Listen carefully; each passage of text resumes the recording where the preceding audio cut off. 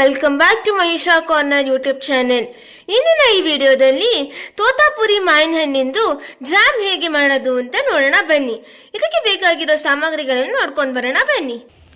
1 cup Totapuri ಮಾವಿನ ಹಣ್ಣು, 1 cup ಸಕ್ಕರೆ. ನಾನಿಲ್ಲಿ ತೋತಾಪುರಿ ತಗೊಂಡಿದ್ದೀನಿ, ನೀವು ಯಾವ್ದಾದ್ರು ಮಾವಿನ ಹಣ್ಣು ಬಳಸ್ಕೋಬಹುದು.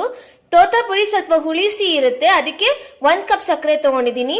ಇಲ್ಲ ನೀವು ಯಾವುದೇ ಬೇರೆ ಮಾವಿನ ಹಣ್ಣು ತಗೊಂಡ್ರು 1 ಕಪ್ ಮಾವಿನ ಹಣ್ಣಿಗೆ ಅರ್ಧ ಕಪ್ ಸಕ್ಕರೆ ಸಾಕಾಗುತ್ತೆ. ಇದನ್ನ ನೀವು ಚಪಾತಿ ಜೊತೆ ಬ್ರೆಡ್ ಜೊತೆ ಮಾಡ್ಕೊಂಡು ತಿನ್ಬೋದು.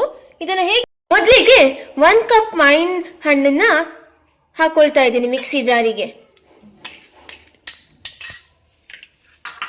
ಅದನ್ನ ಮಿಕ್ಸಿಗೆ ಹಾಕೊಂಡು ರುಬ್ಕೋಬೇಕು ನುಣ್ಣಗೆ.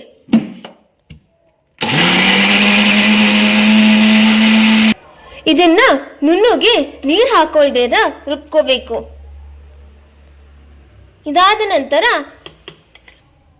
ಇದನ್ನ ಒಂದು ಬಾಂಡ್ಲೆಗೆ ಹಾಕೋಬೇಕು.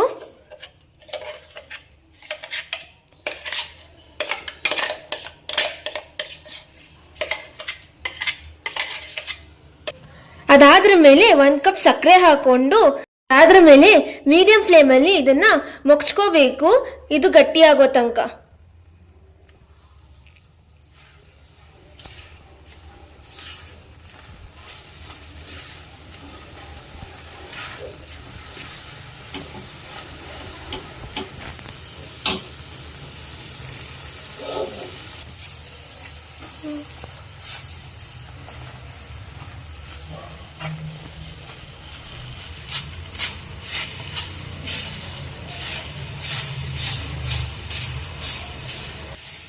ಇದು ಸ್ವಲ್ಪ ಗಟ್ಟಿ ಆಗ್ತಾ ಬರುವಾಗ ಉರಿನ ಚಿಕ್ಕದ್ ಮಾಡಬೇಕು. ಲೋ ಫ್ಲೇಮಲ್ಲಿ ಇದನ್ನ ಮಾಡಬೇಕು.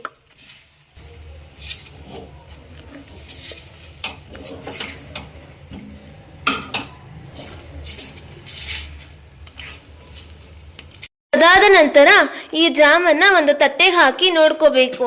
ಇದು ತಟ್ಟೆಯಿಂದ ಜಾರಲಿಲ್ಲ ಅಂದ್ರೆ ಜಾಮು ಗಟ್ಟಿಯಾಗಿ ಚೆನ್ನಾಗಿ ಟೇಸ್ಟಿಯಾಗಿ ಬಂದಿದೆ ಅಂತ ಅರ್ಥ. ಸ್ನೇಹಿತರೆ, ಇವಾಗ ನೀವು ನೋಡ್ಬೋದು ಎಷ್ಟು ರುಚಿಕರವಾದ ತೋತಾಪುರಿ ಮಾವಿನ ಹಣ್ಣಿನ ಜಾಮ್ ಈಗ ರೆಡಿ ಆಗಿದೆ, ಸವಿಯಲು ಸಿದ್ಧ ಆಗಿದೆ. ಇದನ್ನ ನೀವು ಮನೆಯಲ್ಲಿ ಈಸಿಯಾಗಿ ಮಾಡ್ಕೊಳ್ಬೋದು. ಹಾಗೆ ಮಕ್ಕಳಿಗೂ ಕೂಡ ಇದನ್ನ ಬ್ರೆಡ್ ಜೊತೆ ಹಾಕಿ ಕೊಡ್ಬೋದು. ಹೊರಗಡೆ ಜಾಮ್ಗಿಂತ ಇದು ತುಂಬ ಟೇಸ್ಟಿಯಾಗಿರುತ್ತೆ.